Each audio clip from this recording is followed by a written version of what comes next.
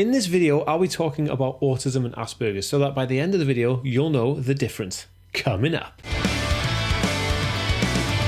Hey, I'm Dan. I have Asperger's syndrome, OCD, ADHD, and dyslexia. I make weekly videos on this topic, so if you're new around here and want to learn more, consider subscribing and turn the notification bell on so you get notified when I upload a video. Hey everybody, just a really quick disclaimer. I'm not actually saying in this video that every single person who has Asperger's syndrome or classic autism falls into these specific rules. This is literally just like a basic medical, I guess, or professional outline of the differences to show like some clear-cut differences between the majority of the people. Also, Asperger's is an autism spectrum condition, and it was taken out of the DSM-5 nomenclature for diagnosing people. So now it's just autism spectrum disorder, and it's becoming autism spectrum condition. So Asperger's is autism and classic autism is autism. They're all under the umbrella of the autism spectrum, so that is something to be aware of. Okay, back to the video. So the information that I'm sharing in this video, I've not seen anybody else talk about on videos on YouTube. So let's get stuck in. Okay, so before we get started, I'd just like to know what profession you're from or how you've come to this video. You know, are you working in the field or are you someone just generally wanting to know the difference? Leave me a comment in the comment section below. I read every single one and I reply to every single one. So Asperger's and autism, what's the difference? Let's find out. So the first difference I want to discuss, and let me just set the tone of the language here. I'm going to be talking about classic autism when I talk about classic types of autism, and I'll talk about Asperger's syndrome when I talk about Asperger's syndrome. Now, a lot of people don't like to use classification terminology anymore because they find that it's derogative, but for the purpose of this video, educationally, we'll talk about Asperger's syndrome is like a higher functioning and then classic autism is a lower functioning. Even though a lot of people don't like to use functioning labels, this is just for the purpose of this video.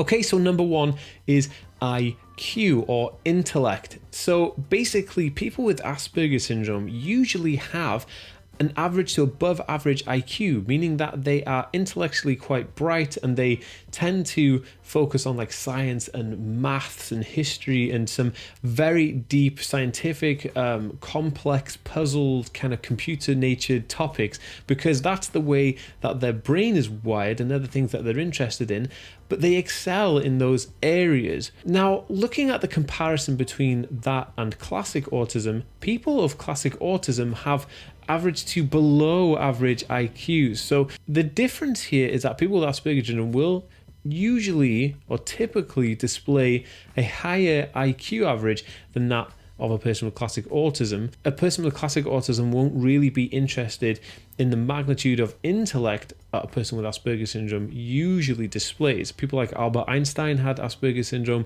There are other super famous people like Nikola Tesla, probably Elon Musk, and other people like that who display these traits of Asperger's syndrome, and you can see how their IQ would be set higher than the average person. Hey, if you are interested in having one-on-one personal coaching by me on your autism and ADHD, then all you need to do is go to the link in the description down below. If you're watching on Instagram, you can just comment the word coaching and I'll DM it to you automatically. Or you can just go to theaspyworld.com/coaching and you can fill out the form and we can start working together. I get lots of requests like this, so I just wanted to put it in this video. Okay, guys. Okay, so number two is verbal communication. Now, people with classic autism usually have little to no verbal communication skills. They can't develop these because the type of autism spectrum condition that they have and the way their brain is worked is leaving them with difficulty learning these skills. Now, a person with Asperger's syndrome will have a very good verbal communication skill set that they have learned and developed over many years. And people with Asperger's syndrome usually have great verbal skills and they are very good at talking. Okay, socially, they may not be as advanced as a typical neurotypical person, but verbally, they can have verbal communications and be very good at verbal communication. As people with classic autism will have difficulty talking, people with Asperger's syndrome will have ease of talking and actually creating verbal conversation. That is the main difference there for number 2. Just as some extra information, I'll leave a link in the card above to a video I did for Asperger's versus high functioning autism and what the difference is there, and I will leave that in the card above so you can check that out because that might be of some interest to you also. Okay, so number 3 is vocabulary. Now, people with classic autism have little to no vocabulary at all, and they can't develop those skills, and they have a very difficult time trying to learn or develop any skills in learning vocabulary at all. People with Asperger syndrome have a vast, large, and quite huge volume of vocabulary that is usually somewhat complex, and they have some almost not an obsession, but an interest in vocabulary and expanding that vocabulary. So people with Asperger syndrome have a usually really good vocabulary skill set, whereas people on the classic autism side wouldn't really tend to have that good a vocabulary or a large vocabulary set at all. So people with classic autism, limited vocabulary. People with Asperger syndrome, quite a high volume of vocabulary in their vocabulary skill set. Okay, so number 4 is day-to-day skill set. Now, day-to-day skill set is very interesting. I'll outline what a day-to-day skill set is. Basically, the things that a neurotypical person does on a daily basis, which is like getting up, getting themselves ready for work or whatever, or school, and then getting themselves to school and going off on those tasks.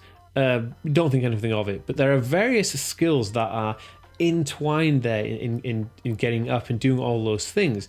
Now, there's things that range from like executive function skills to hygiene and then getting dressed and things like that, which is basically your daily life skills. Now, a person with Asperger syndrome can learn to put on their clothes. They can learn to brush their own teeth, and then they can learn like things like the importance of going shopping, or the things like the importance of getting a job. They may need, help with managing that job or managing their finances and organizing their life, but they can still learn the skills that they need to physically prepare themselves for something in the real world tasks. Now, a person who displays traits of classic autism would have a limited skill set in this region and would then rely on support and help lifelong for this type of skill set. So they may have issues with hygiene and cleanliness. They may have issues with trying to, go to the bathroom on their own and use a toilet. They may have issues of putting on their own clothes, and they have little to no concept of the reasoning for going out and doing shopping, depending on their obviously level on the spectrum. But a classic autism type person would need daily support and day-to-day help with those tasks, because they just don't really develop those skills typically in a classic autism case. So a person with Asperger syndrome can live somewhat independently using their day-to-day skills, but a person with classic autism would need daily support and lifelong support for just those daily tasks alone, let alone emotional and physical support for other things. Okay, so number 5 is speech delay. Now, as autism is a developmental condition, it does have like a gradual time period of how it develops from one thing to another. Now, one thing that is interesting between the difference of Asperger syndrome and classic autism is speech delay. Now, typically, children who have Asperger syndrome will not display speech delay in growing up. Like they'll have typically a normal speech delay. Like I said, as their vocabulary is super intense and very varied, then their speech delay doesn't come into it. They'll gradually get speech. They'll learn from TV and movies and mimicking other people through echolalia and things like that, and then they'll learn how to speak at a typical rate. Right now, people or kids and children with autism, of classic autism, they will have a speech delay in growing up. So growing up, they will have a varied speech delay, and their speech will be very varied. Like, obviously, the delay will be there, but then also there'll be very big gaps in what they can say and how they relate that to real world situations. So in short, Asperger syndrome, typically not really much of a speech delay. Classic autism, there will be a speech delay present most of the time. Guys, I wasn't always this confident, and I definitely wasn't always this able. I'm able to hold down having a full-time self-employed job. I have children and a relationship across the Atlantic. How did I do this? I teach all of this in Coping Secrets, which is my entry-level program that everyone can get. You can get it right now for $27. Link is in the description, or you can just go to learnautism.net/coping secrets. I'll make sure that it's linked everywhere in this video and the link in my bio so you can get your hands on it. But honestly, the feedback I got, people love it. Okay guys, my next video over here is for sensory processing disorder. Please check that out and that'll be super, super awesome. If you want to learn more, please hit that subscribe button and I'll see you next time guys. Peace.